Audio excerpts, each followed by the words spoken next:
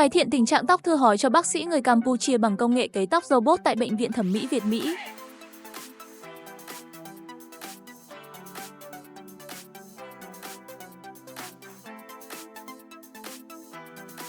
Dạ bác, anh này tên là ông Rong, anh đến từ Campuchia đến đây để tư vấn vì cái tóc của anh rụng rất là nhiều và có phương pháp nào để mọc tóc á. Cái tóc của mình á, nó đang bị thương nhất là hai vùng chữ M, với lại là cái vùng trán của mình nó tương đối là cao, cho nên đó là mình nên thực hiện cái phương pháp gọi là mình cấy tóc bằng robot. Thì khi đó là mình sẽ hạ cái đường trong tóc xuống, mình hạ đường trong tóc kết hợp với lại mình sẽ trồng tóc ở những cái vùng chữ M để làm cho cái vùng tóc ở đó thì nó sẽ dày hơn bây giờ.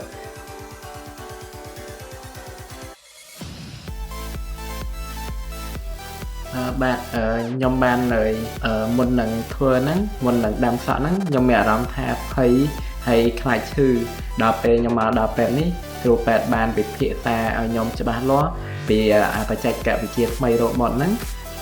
rồi bị thua nhóm ăn miên chư tề hay nhóm ai tới tất cả phòng đá bàn.